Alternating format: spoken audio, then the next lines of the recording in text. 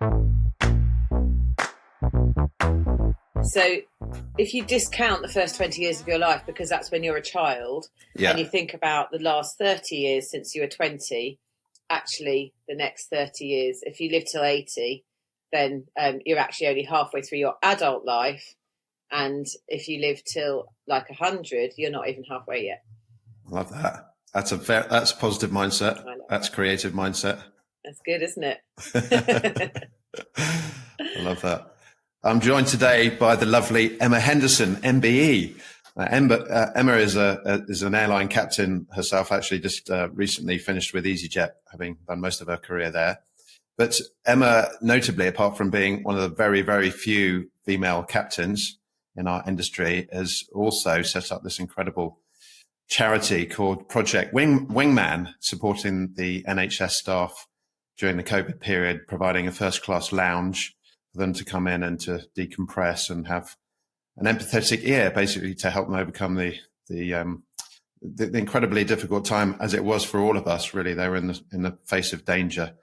So Emma is just such a remarkable person, and we could be here for hours and hours and hours to talk about everything. But we're going to try and concentrate on how Emma's life has worked out through mindset and confidence, and some tips and tricks that Emma might have to offer us with that. So welcome, Emma. Thanks, Ben. It's lovely to be here, and we already have spent hours chatting. Just since we first met, haven't we? Haven't we just? So, yeah. Which is great. Yeah, it's wonderful. Well, it just give us a little bit of a bio of your career with, you didn't even start flying airplanes until you were 3 children in, which I think is just such a brilliant story. So let's hear a little bit about how you got into it. Well, I had a little bit of flying before that. I didn't know I was going to be a pilot. I thought I was going to be a corporate lawyer. And that's yes. What I went off to university to do a history degree in order to then do a law conversion. I wasn't quite bright enough to do a law degree. But in my second year at university, I saw the advert for the University Air Squadron, and I joined Yorkshire University Air Squadron, which I know all pilots listening will agree is the best University Air Squadron in the country. There's no dispute about that. And so I spent 2 years flying. My first 2 years flying were actually there, and I went to Cranwell to do aptitude tests and things. But by then, I'd actually met, as always is the problem, you meet a boy and you fall in love. And basically I met, he's now been my husband for nearly 29 years. If he's really lucky, we'll get to 29 years. And I met Jim I was flying at Finningley, and I met him there, and we got married 11 days after I graduated, moved up here where I am now to the north of Scotland because he was posted to Kinloss and the Nimrod. And I didn't think I'd fly again. I just assumed that my flying days were over, and had the kids, built a house. And a year after we moved into the house, the Air Force, as it often does, said, why don't you go and live in New Zealand for 3.5 years? So off we went with our 20-month-old, our 3-year-old and our 5-year-old to the other side of the world, where we didn't know anyone apart from my brother and his wife, who lived a couple of hours north of us in Auckland. And we had 3.5 years there. It was while I was there that Jim, basically, he was the one, it's his fault. He was the one who said, if you stop smoking, because I was basically a overweight, having had 3 children in 3 years, lazy, drinking smoker, and quite proud of it. And he said, if you stop smoking, the money you save in pounds will pay in New Zealand dollars for you to get your PPL. And so I said, okay, then I'll do that. And he said, but you've got to stop smoking for 6 weeks before you can take your first flight. And he smoked as well, and we both stopped. And so that I didn't become even bigger, I took up triathlons, because I was like, well, I can't get fat, but I can't run. So I thought if I mix running, swimming and cycling up together, then that way I won't get injured. So I started doing that, and took my first flying lesson 6 weeks later and never looked back. And I came back from New Zealand 3.5 years later as a fully qualified commercial pilot, ready to go with my JAR ATPL exams, which I sat over 6 months when I first got back to the UK, and became an instructor. I got a scholarship from what was then the Guild of Air Pilots and Air Navigators to become a flying instructor. So I did that for 3 years, came back up to Kinloss, and then I was literally in the right place at the right time for EasyJet, who took on 12 already qualified pilots who were already working rather than the standard kind of cadet. And I was one of them. So I started flying for EasyJet, which was the airline I had always wanted to fly for if I was going to go back flying again. And I started working with them at Stansted in 2009. Wow, 2009. And when did you, just remind me when you finished with them? I took voluntary redundancy in September 2020. Okay, so you did a good 11 years, so it's a good stretch. Yeah. Yeah, it was, I think it was about January 2009 to, so 11 or 12 years. And I'd still be there now if it wasn't for COVID. Yeah, interesting, isn't it? It's really, I never it really thought is. That I would stop flying again. Yeah. Well, I mean, we're all still very young. You were just telling me we're similar age, you and I. We're only halfway through our adult life, which I thought was a really positive mindset. But that's a good link into mindset, isn't it? Really, that I've got a couple of friends of mine who did start flying post children, and I look back at my life. I didn't start till I was 25, but I didn't have any encumbrances. I only had responsibility for myself, and I found that hard enough. I really put 110% effort into it. And I think, how the hell do you do that? You know, you're a wife, you got 3 children. I mean, just obviously you just set yourself a target and went for it, and there was no question. I mean, how did you decide that was what you wanted to do? It's funny that, because my father-in-law is adamant that he thinks that my biggest single achievement ever was to become a qualified pilot with 3 small children in tow. And I've never looked at it as being typical me. I've never looked at it as being that significant, because I just got on and did it. And, we were very young when we had the children. And I look back at everything we did then, actually, and think, why did we think we could build a house when we had 2 children and another one on the way? Yeah. Why did we think that was a good idea? Yeah. And none of them died, which was really amazing. But, I think that when you're young like that, I mean, of course, now, if somebody said to me at the age of 51 in a couple of days' time, if somebody said to me, well, go and learn to be a pilot with a 20-month-old, a 3-year-old and a 5-year-old, I'd just go, that'd be so ridiculous. There's no way I'd have time to do that. And if somebody said, well, why don't you have a baby in the middle of a house build? Or if one of my children said they were going to build a house and they had 2 children and one on the way, I would say what my in-laws said and say, don't, it's bloody ridiculous. You can't do that. But of course, every time somebody told me I couldn't do something, and it's still the same now, if somebody says to me I can't do something, that's my trigger to go and do it. And when we were in New Zealand and I needed to lose weight, I said, well, what about this running thing then? How about a half marathon? And my next door neighbour, who was a personal trainer, said, you can never train to run a half marathon from scratch in 6 months. And I was like, now I will. And I ran the Auckland Half Marathon 6 months later in 2 hours 15, which I was quite proud of. That's very good. I was less proud of the fact that the following year I did the same thing in exactly the same time. I was like, I thought you were supposed to improve and get faster. But So I just got on and did it. And I'd drop the children off at school or nursery, and then I'd go flying, and then I'd come back and pick them up. So. I mean, it's really inspirational, I think. And again, we are in our 50s and we look back and think, how the hell did we do that? But this is the thing I think that a lot of us are struggling with, is purpose in life. Of course, the main purpose of life for so many years was just simply to survive. So death was around the corner at any second.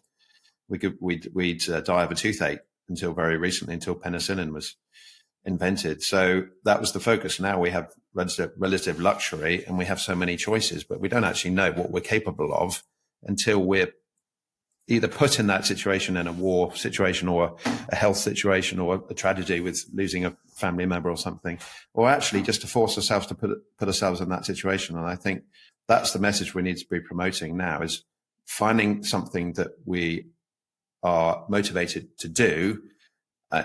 I can see what you're saying, is that when someone tells you can't do it, then you're going to do it. But the point is that you had an idea to do it in the first place.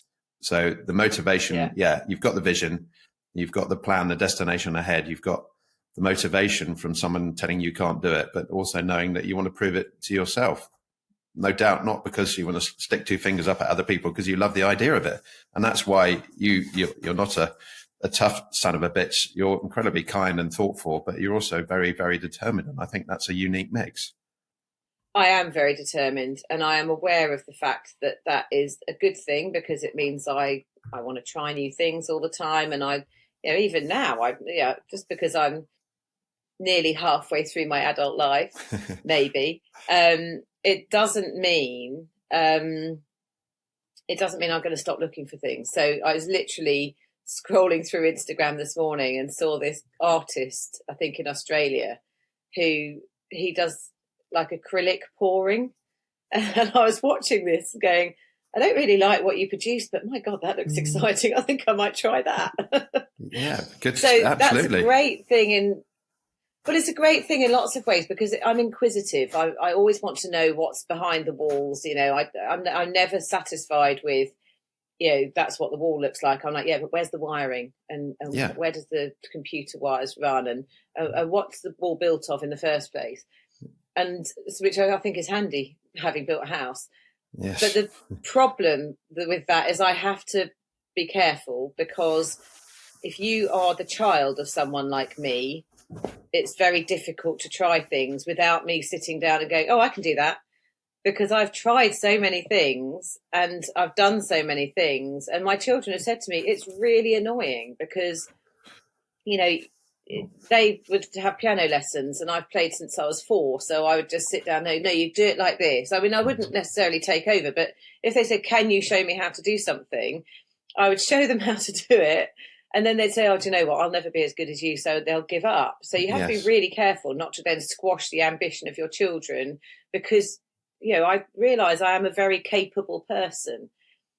But I think part of that is also, and I'm a nightmare to live with, because I've always got my head in another direction, and I'm like, oh, look, there's a squirrel. And, so I think that can be very difficult sometimes. Brilliant. And I acknowledge that, but it's not going to change. It doesn't change who I am. But I do have to be careful around my children when they say they want to try something new, and they're adults now. If it's something I've ever done before, I won't now say to them, oh, I've done that, because they'll be like, oh, do you know what? There's no point in me trying. Yeah. But also I don't talk about the things I'm no good at. I don't ever tell you that I'm rubbish at golf, because I just can't even hit a ball. I'll never play golf because I know I can't do it. Yeah. So I tend to sack off the things I know I'm bad at. Yeah.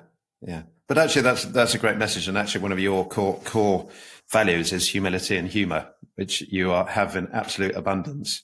And I think you're right. So if we go into the aviation world, where it's intrinsically interesting to people, and people will say, wow, you're a pilot, kind of thing. And I think, well, yeah, thank you, but that's not me. I'm not a wow. I struggled at school, never thought I was particularly that intelligent. IQ was the whole measurement of whether you're going to be successful in life, and I never measured up to that. I could throw cricket balls and rugby balls around and enjoyed that, and run around and climb trees, but you're never really going to be successful. So it's really not a wow thing. It's making that decision to do something and just giving it a bloody good crack. And I think, like you, I'm an enthusiast. I run through the Enneagram personality testing, which has 9 personality types. And I come out at the moment as type 7, which is the enthusiast. So love to try lots of different things. The problem, of course, is being distracted and a bit scattered and not sticking to one and moving on to the next. But I think you've got a great story about how you started in aviation, but also your captaincy, your upgrade to captaincy, because you didn't get through that. And I think this is the way we offer to our children, to other people, is that here's a story about how I struggled and how did I get through it. It's not about me being any expert or better than anybody else. I just kept going. So yeah, tell us about that, because that's a very good story. Yeah, absolutely. And I think the children really helped me get through that as well, because I failed my initial command course, or command course 1, as I name it, because it sounds like Air Force 1, which is better than saying I failed the first one. So there's a little bit of a backstory to it, which is that, and I was like you at school, by the way. I was not super brainy, but I worked hard. And I didn't have a lot of friends at school. And I was talking to someone about this yesterday. And I think if I looked back at sort of 13, 14-year-old me, I probably wouldn't be friends with me either. I was quite awkward and it made me a bit of a knob.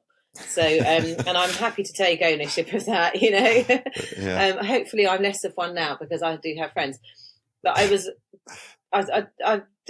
liked school, but I didn't understand why people didn't want to learn there. I couldn't cope with people messing around in class and stuff. I was like, but this is a learning environment and I love it. So I never failed anything until, I never failed anything. I worked hard enough to pass everything that I needed to do. So when I got to the point where I had been at EasyJet for 4 years and I had entered the command process, because I'd been there I'd got 1,000 hours of flying and instructing time before I went to EasyJet. And so 4 years later, I was in the command process, and everybody's expectation, including mine, was that by the following summer, I'd be on a command course. And towards the end of that year, I just started to feel really tired. And it's not unusual for airline pilots, especially at low-cost airlines, to feel tired because, it's hard to maintain. Every pilot listening will understand, it's very hard to maintain decent sleep and quality of sleep when you're up at 3 o'clock one week and not back till 3 o'clock the next week. So I really didn't pay much attention to it. And then I got an ache in my right arm, which I put down to, in the Airbus, we used to have 4 heavy manuals that were the route charts, the route manuals. And you had to turn around behind the back of your seat to get them out of this pocket and lift them up like this. So it's the top of my arm that was aching. So I thought, that's why that's aching. That's easy. But it became it started to become obvious that there was something wrong. And I started to fall over for no reason, went for lots of tests. And all the time I was going through the command process and the command assessments and the interviews and all the rest of it. And eventually I had my medical pulled because my doctor wanted to send me to a neurologist because she thought I had multiple sclerosis. And so, that was it. Game over, lost my medical. And it was almost a relief because I was really starting to struggle at work. Can't believe, looking back, that I actually thought it was okay to go flying when, sometimes my legs would stop working. It never happened at work. It was always when I was playing tennis or running or something. So I kind of associated it with exercise. So I lost my medical, and of course that was me out of the process. And I had this interview with my base captain, and he said, right, this is what happens now in terms of being off long-term sick. This is what you've got to do. This is when you need to get back to work by. And this is what's going to happen when you come back, and your place on the command process will be parked. And I said, well, I think we've got to accept the fact that I may never come back to work. In fact, walking is looking like it might be a challenge right now. And he was brilliant because he said, Emma, when you come back to work, this is what's going to happen. And he just believed it was going to happen. He was great. Brilliant. So did all of that.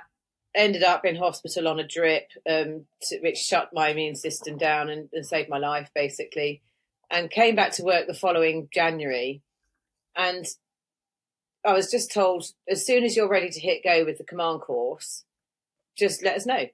So because I was impatient and I couldn't, I felt I had to prove that I was still a human, a capable, fit human. And I think I had to prove to myself that I hadn't lost it with flying as well.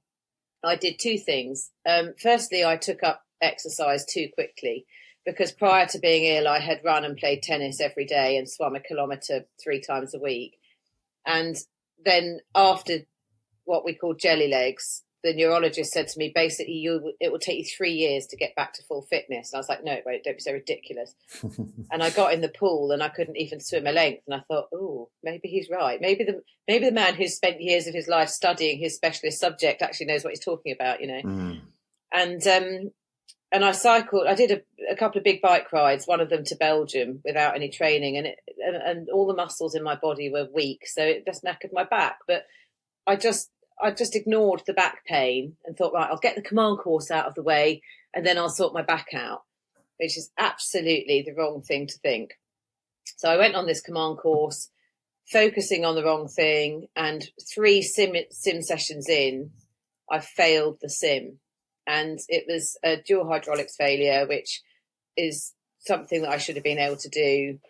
And I passed the repeat the next day, but only just. And my instructor noticed that my back was, well, he noticed I was limping and asked me what was going on. And I said, well, yeah, my back's getting worse and all the rest of it. And the next morning I woke up in the hotel and I couldn't move. And I managed to sort of wiggle myself dressed, and it took me an hour to get downstairs for breakfast. Cool. At which point I met my instructor and said, you know, I can't continue with the course, don't you? And he said, well, I was going to say that yesterday, but, you know, you obviously needed to find out for yourself. And that was it. My part of the course was then parked, but not over. And that was another big mistake, because what I should have done is said, I clearly need to sort my body out. Can you just scrap the rest of the course for me and then recourse me in a few months' time when I'm all sorted? But it's easy to say that when you've been a captain and you know how to make command decisions and you know how to risk assess. When you're desperate to prove to yourself that you've still got it and you can still do it, and you're desperate to make sure that you achieve that goal that you've been working towards, you don't think like that. And actually, I don't think anybody suggested that to me either. I think everybody just let me run with it. So I went back on the course. I got my back sorted out. I was allowed to finish the course. I went back on, by which time all my course mates had been finishing their line training and got their commands and everything. And I had real first officers rather than trainee captains, which was actually really good.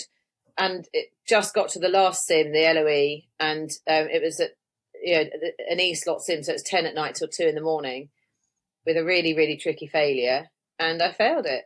And I just didn't put the procedures into place that I needed to put into place. And once the first officer had gone home, the training captain, who is still a friend of mine and who I absolutely 100% didn't hold responsible for this at all, because he was trying to pass me, you know. And he just looked at me and he said, you know, I can't pass you for this. And I said, yeah, I know. I said, I just don't know what I'm going to do now, because I've completely messed it up and all the rest of it. And he was fabulous. And I drove home in tears at 2 in the morning, knowing that I just messed up the biggest thing of my entire career and failed something really for the first time in my life. So I'd failed the sim, but it was part of the same course. And got home. Jim was still awake when I got home. Well, he'd obviously woken up as I'd come in. He was really excited. He said, so did you pass, you captain? And I was like, no, I failed. And I spent the next quite a long time licking my wounds, actually. And then the kids came in the next morning and sort of let me sleep in and said, Mummy, I'm really sorry to hear about your command. I was like, thank you. And then they went, look at this puppy. Can we go and see it today? And I'm not kidding you. They were showing me pictures of a brown Labrador puppy wrapped up in a white towel. There was no time for navel gazing. It was like, look at this puppy. Isn't she really gorgeous? And we had lost a dog. Our 4-year-old lab had got cancer and died a few months earlier. So we had always said about getting another dog. And I'd said, not until I've finished my command course. And as far as they were concerned, it was the word finish that mattered, not the word pass. Yes. So as far as they were concerned, they were like, Mummy's finished her command now, let's go get a dog. And their minds moved on, which was probably quite good for me. But it was a really, really tricky time. And there were lots of things that I could have pointed to the company and said, well, you shouldn't have done it like this for me, blah, blah, blah. But in the end, the only thing I could do was to just accept responsibility for the fact that I had messed up. So, an E-slot sim wasn't ideal. The failure I was given wasn't ideal, and was one that most line captains were failing in their LOEs as well. So it was proof that there was more training needed. There were all sorts of things I could have pointed at, but the bottom line was it wasn't going to change the result. And I had to just pick myself up off the floor and say, yeah, that was me. I need to do better next time.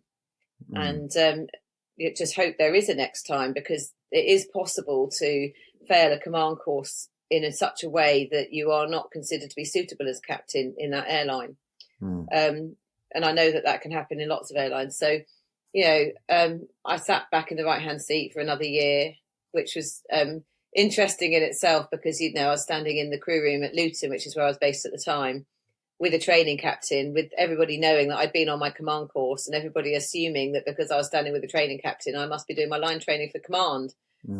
And they'd come up and congratulate me, and I had to just basically make it easier for them by laughing and saying, no, they decided they couldn't afford me in the end, so I'm going back in the right-hand seat for a bit. And, because otherwise it's just really uncomfortable for everyone else. And a year later, I went back and sailed through it and became a captain a year after I was expecting to. So it was a really big, very challenging time in my life. I nearly stopped flying because of it. God, that's brilliant. So what does that mean in terms of your ability to be a good captain or a good human being, I suppose?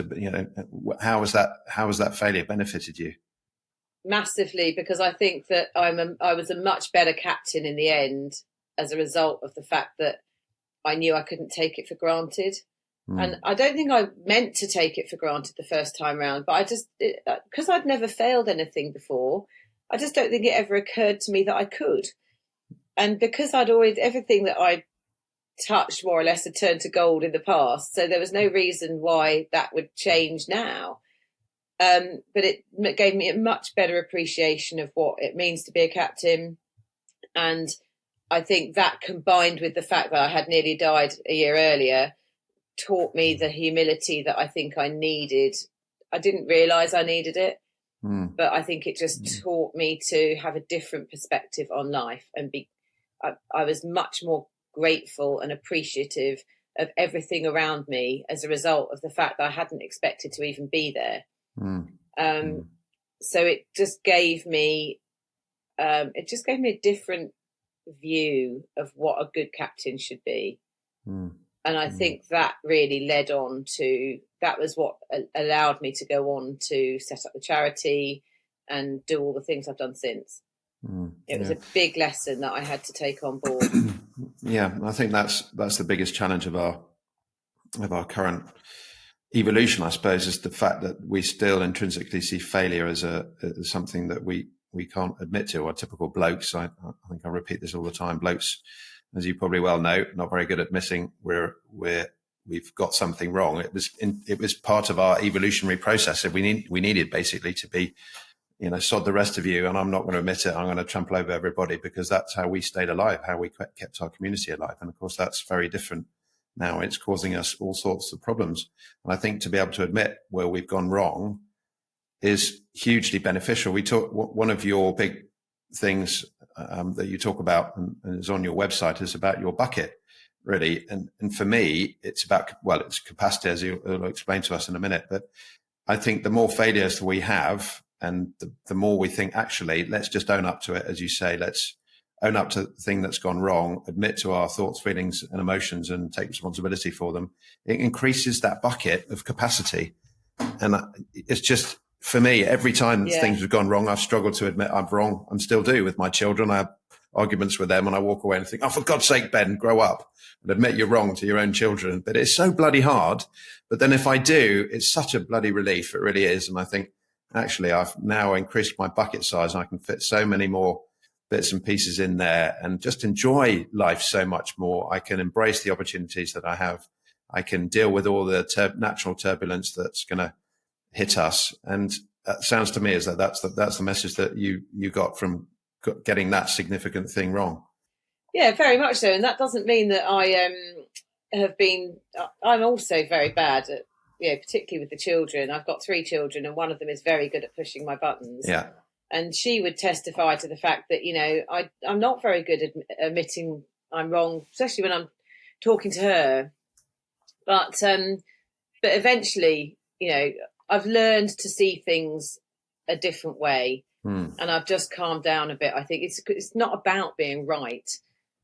It's about what you do with the things you get wrong, I think. And what was very interesting after I failed my command was so many of my male colleagues and lots of my female colleagues as well, but a lot of my male colleagues actually said to me quietly, not in front of other people, they would say, well, actually, I failed this and I failed that. And just so you know, that's happened to me. And actually, you realise that there is this culture of not being able to perhaps admit that you've got something wrong. But when given the opportunity, it's almost like it's created a safe space for people to be able to say, yeah, I've got things wrong too. And I think that's a real gift for people who just maybe needed to have that space to be able to do it. It's allowed people, because I didn't blame the company. I didn't lash out at the company. I didn't blame the instructor, the trainer. I took ownership of it for myself, and it allowed people to feel comfortable that if they said to me they'd failed something, they knew they weren't going to get judged for it, because I'd be like, well, I failed my command, so don't worry about what you've just done. And actually made it I'm not saying it's funny to fail your command, but actually you look back and you go, yeah, it was a bit stupid. So it just, I think laughing at yourself at something you've got wrong like that is a good, healthy way to deal with it, really. Yeah, very much so. And there's various sayings, aren't there, that the only real mistakes we make in life are the ones we don't admit to. And that's where shame comes in. As you say, those guys, talking from a male point of view, is that, it's such a hard thing to do. I played plenty of sports, and I coach now for the cricket team, for my son's under 15 cricket team. I have done recently with rugby. And often the really good, talented ones are the ones that blame all the external circumstances for things going wrong. If they've dropped a ball or they've been bowled out middle stump, they'll blame the umpire for not, saying that the bowler was bowling a no ball or whatever. It's, there's some condition, or the bat's wrong, or his pads are in the wrong place. And they're motivated by the fear of failure, but they're also intrinsically held back because they don't want to be the source of how they fail. And this is what I'm trying to impart, certainly on the male guys. I think girls are a bit better, but they don't have the confidence to give things a go in the first place. So we all have our challenges. So yeah, I think at the end of the day, if we can avoid the whole shame thing, which leads to denial, of confirmation bias, of subconscious bias and all the rest of it, and actually just say, I got this wrong, but it's going to be an incredible opportunity for me. And then I'm going to set the example for other people. And I would say for you, in our airline environment, those guys must have been so relieved for you to be standing in that crew room with a smile on your face, making fun of the fact that you got something wrong, because they thought, wow, she's actually got it right now and she's gone on to learn it. I mean, that's hugely inspirational, I'd say. And it just, I think, for me, that leads on to the fact that, we don't need to be second best to each other. There's all this talk about, excuse me, of toxic masculinity and patriarchy and all the rest of it. And then we talked about this a little bit earlier. Then the women can feel as though they've been victimized, and there's too much discussion on the fact that women. I think that women have been kept down too long, and we're finding excuses. So actually, we're at the end of the day, let's just set that example. It doesn't matter whether we're girls, boys, black, white, English, French, or whatever. Anyway, we're all human beings. We come from the ground. We're soil. So if we got something wrong, we're all completely individual. Let's fess up to it. There's nothing shameful about it. And let's work out how we put it right. And there is so much resource out there. There's so many people out there to support. But classic bloke thing is to isolate, is just hide away and pretend. And then, of course, the statistics for suicide, as we've talked about, this is another area of interest, both of us, point out to the fact that there's an incredibly long line, even to the fact that you take your own life. And I think we've got to address the masculine, feminine side of things, the way we've been conditioned, the way we've been socialized for all those years, all the chemicals that are going on in our brain. And I think for me, just to reiterate what we talked about before, is that you've worked out this really beneficial way of understanding your female side and your male side, and you're setting an incredibly good example outside of aviation. We'll talk about the Project Wingman in a minute, but I would say, yeah, that's the thing for me. Well, thank you. Yeah, and I think that I think you're giving me a lot of credit for something that has just happened, really, because I've not sort of I've not really thought about it too much. I've just tried to learn how to become, for me, the best mother I can be, the best wife I can be, the best daughter I can be. And that's come before the best pilot I can be and all the rest of it. The person I am has got to be more important than what it is I do. And I think, leaving EasyJet in 2020 really helped me with that in some ways, because I kind of thought, well, if I'm not Captain Emma anymore, who am I? And I'd already gone through that when we'd moved to New Zealand. I had been my dad's daughter. He was a big fish in a small pond. And then I was Jim's wife, and then I was the children's mother.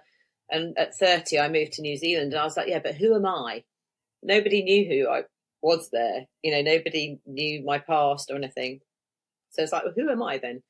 And I found out that actually I found out that I didn't.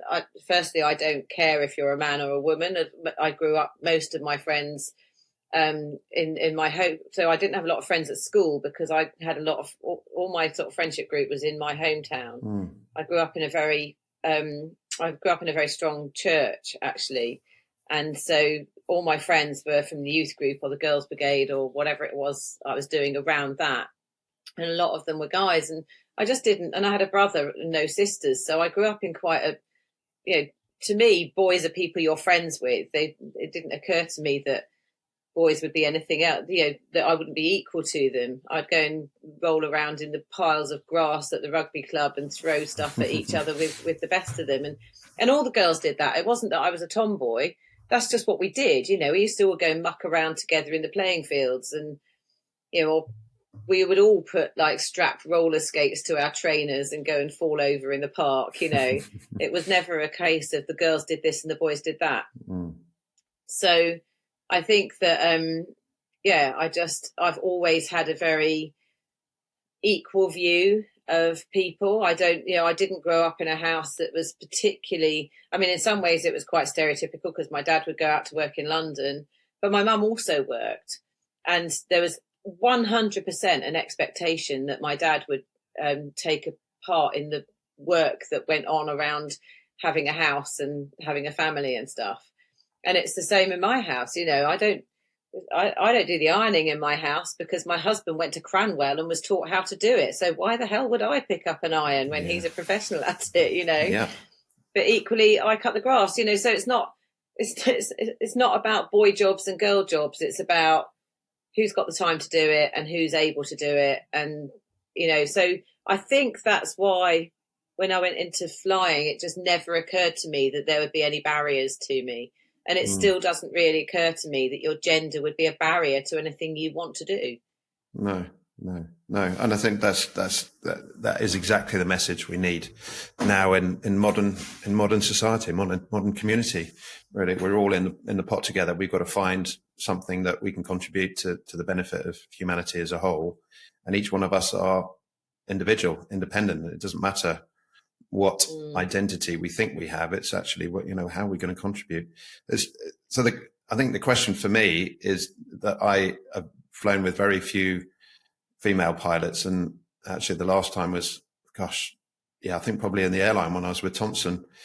But I often find it really interesting, and I find it very difficult, because I fly with men who, if they're underconfident, they need to be the captain all the time. So it's slightly unique in my niche area of VIP flying, is that we fly Gulfstreams, and most of the billionaires that we fly for just want captains. So we are put together. So for the last, I've flown with a few first officers, but mainly captains. And it's really interesting that I would say the last two operations particularly, that I've played the second role, because the other guys need to be the captain. And I'm happy with that. Really, it doesn't make me feel any smaller. And I've learned to keep my mouth shut and just to let that happen. It's interesting. So for you as a female pilot in that situation, how have you dealt with some of the male egos that find it very difficult not to be in charge and not to be in control? Well, it's funny, really, because so I never had a situation when I was a captain where I was flying with anyone that would I didn't even have any.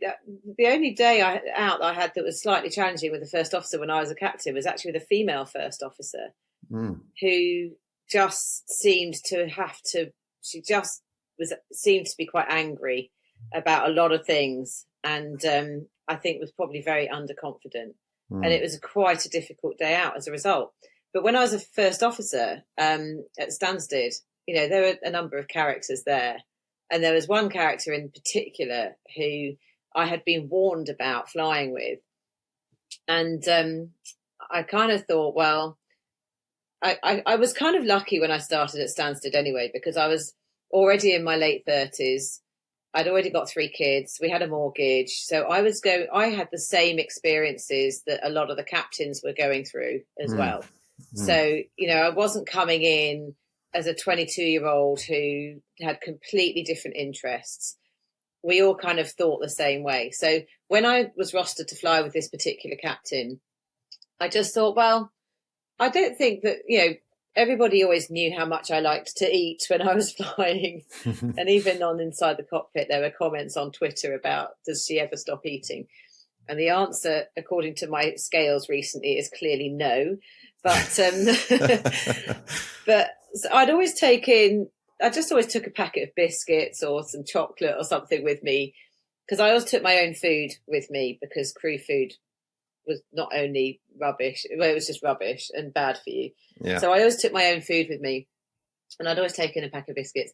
And on this particular day, I went through to the terminal and went to somewhere like Pret and bought a couple of gingerbread men, because I thought, well, clearly the way to stop this man from being difficult to fly with is to feed him. So I turned up at the briefing table with a gingerbread man for him, and he was just like putty.